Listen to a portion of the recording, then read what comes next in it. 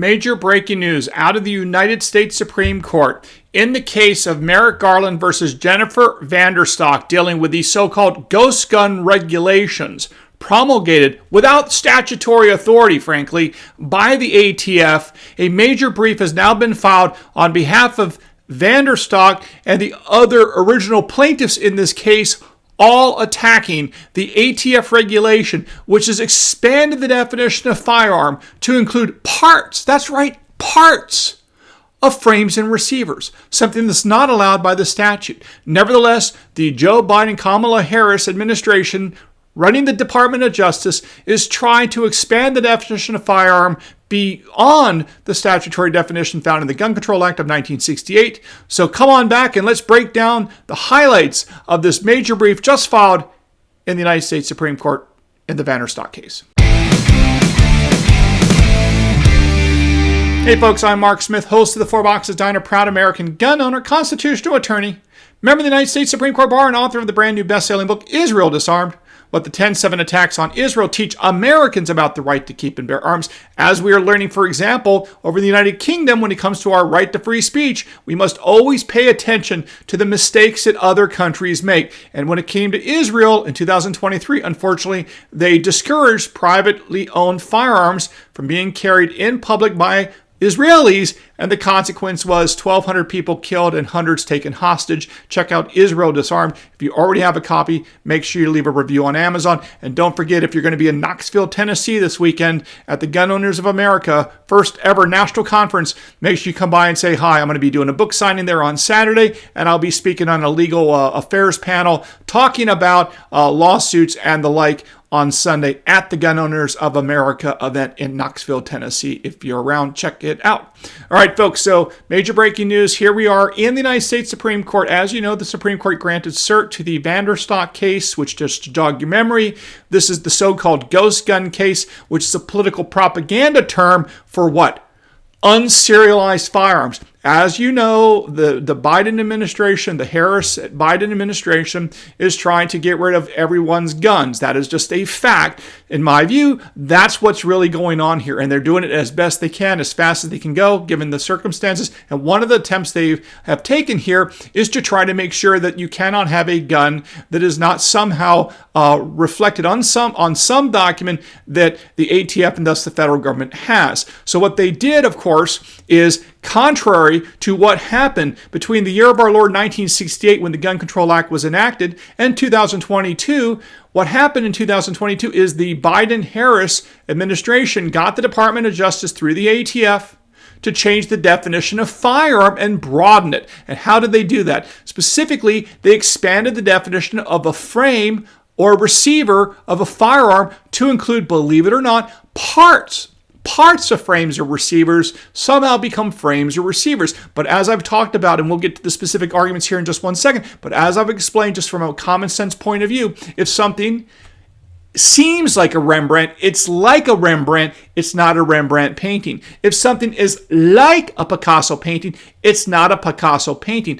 Likewise, in my view, if something is like a receiver or like a frame or could become a frame or could become a receiver, guess what? It's not a frame or receiver. Hello? Not that hard. But anyway, let's turn to this major brief submitted by a whole host of excellent lawyers on behalf of the Second Amendment. Even though technically speaking, the Vanderstock case is not a Second Amendment case, it deals with whether or not the ATF, through their regulations in 2022, exceeded their authority given to them by Congress through the statutory powers found in the Gun Control Act of 1968. And again, from 1968 to 2022, the ATF defined what a frame or receiver was in one particular way with no change for over 5 decades. And then all of a sudden in 2022, they decide to change the definition and expand it to make sure that people that are buying parts of frames or receivers, if they're buying weapon parts kits, if they're buying something that could become a frame or receiver, then they basically tried to screw this up in various ways. Because again, once you declare these things firearms, it means that the people selling these items now have to be registered, licensed firearms FFL, right? They have to be federal firearms licensees. They have to be FFLs to be able to sell these products. And then you, to buy these products, these parts and weapon parts, kits, the frames, or receivers, blah, blah, blah, You have to go through a background check and do a 4473, no different than if you're buying any kind of firearm. Why? Because they've expanded the definition of frame or receiver to include firearms parts, and now, guess what? That's what they're trying to have you do. But it's simply an absurd argument, in my view, of what ATF is arguing here. And I'm going to show you both textually and then a little bit historically. So let's just go to the text. Okay, you know, you watch the Four Boxes Diner, which means you're the smartest person in the room, and you're going to see exactly how absurd this argument is. So let's just start off with the definition in the Gun Control Act of 1968 as to what is a firearm, and then we're going to simply break down the sentences, and you will immediately see the absurdity of the ATF Biden-Harris position. So let's start there right here, right now. The Gun Control Act of 1968 defines the firearm as follows. Under the Gun Control Act, a firearm is A, any weapon, including a starter gun, which is designed to or may readily be converted to expel a projectile by the action of an explosive. B, the frame, hear what I just said, the frame or receiver of any such weapon. All right. Now, you see those words? There's two sections there. Section A is any weapon, right, that is designed to or can fire a projectile by virtue of an explosion. That's A. And then B is the frame or receiver thereof. Okay? Now, if you look at the first part, there's some language there that says will or is designed to or may readily be converted to a weapon that can fire something by virtue of an explosion. Let me ask you this as I put this graphic back up on the screen. Notice how the language may readily be converted appears in the first sentence of the statute of the Gun Control Act. Do you see the words may readily be converted appearing in section B, that second sentence that refers to the frame or receiver of any such weapon? No, you don't. See what happens? So what the ATF did is they took the may readily be converted language from the first part of the definition of firearm and they cut and pasted it into the second part and said that anything that may be readily converted into a frame or receiver is now a frame or receiver. But that is not how they defined it for over 50 years. Because for over 50 years, this is what the ATF defined a frame or receiver as. According to the ATF, the regulation they promulgated defining a frame or receiver is, quote, that part of a firearm which provides housing for the hammer, bolt, or breech block and firing mechanism, and which is usually threaded at its forward position to receive the barrel. Oh, do you see that? It's specifically defining what a frame or receiver is.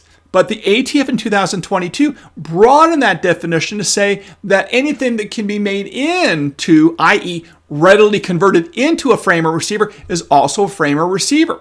But obviously, as a matter of simple text, as I've just illustrated, that language that may readily be converted is only found in Section A, not Section B. And that's where the ATF is trying to do. They're trying to modify and rewrite Section B by taking language from Section A and stick it in Section B of the Gun Control Act to justify their new definition of a frame or receiver, consisting of not just a frame or receiver, but also anything that can be readily converted into a frame or receiver.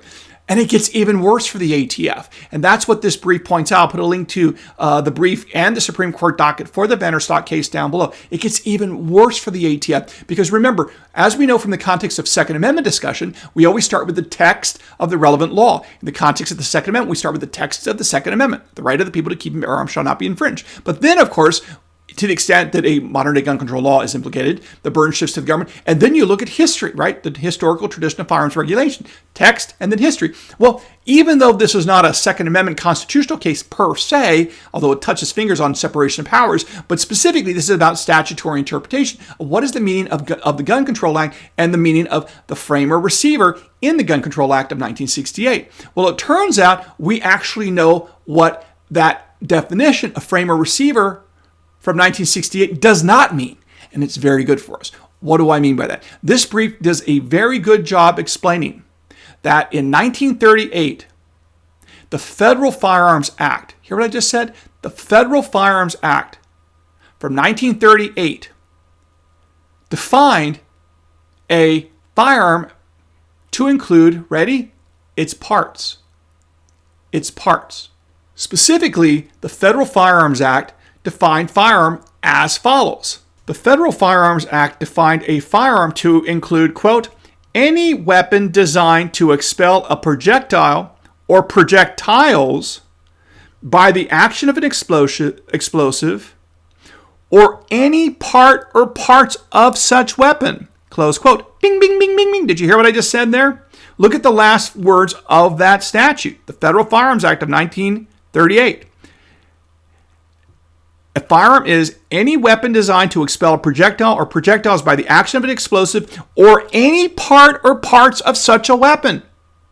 Well, folks, what happened in 1968?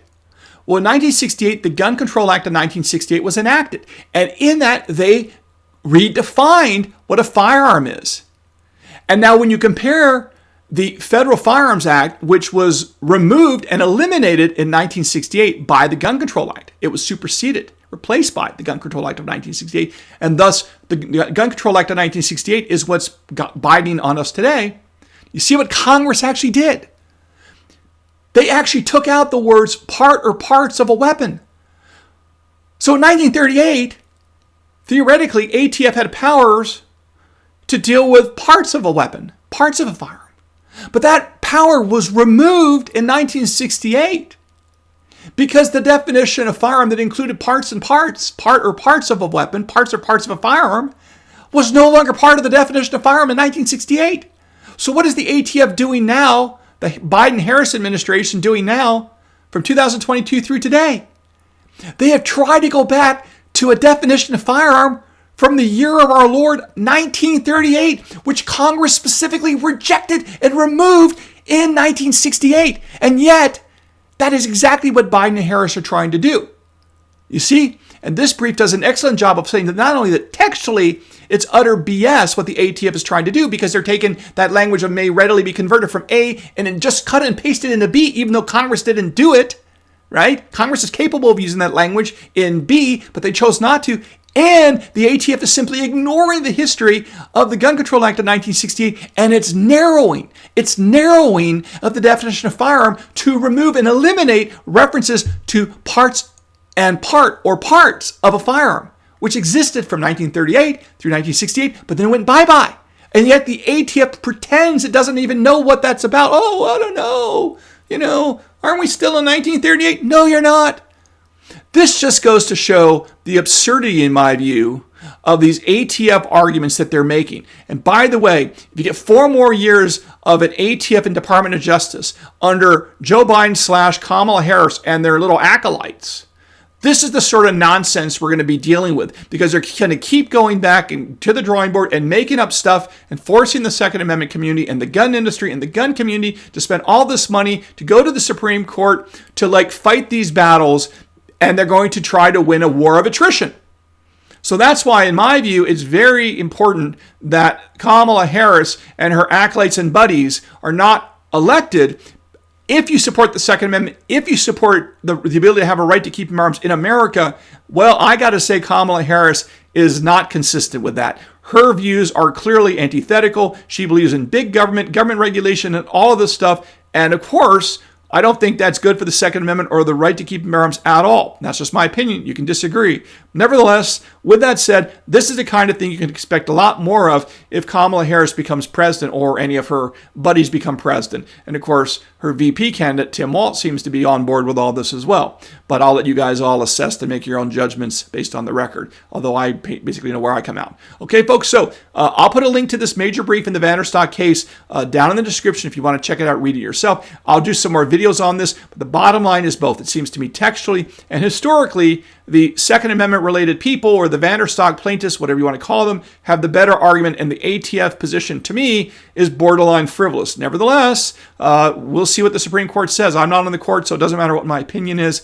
It only matters whether or not there are 5 Supreme Court justices that agree with the views articulated in this brief submitted today by Jennifer Vanderstock, the other plaintiffs in the case, and of course by her counsel. All right, folks, hope you learned something here today. Make sure you stop by and see me in Knoxville, Tennessee if you're around this weekend. Don't forget to follow me here and follow me on X at 4 Boxes Diner, and we'll see you again soon here at the 4 Boxes Diner. Orders up. Table 2A.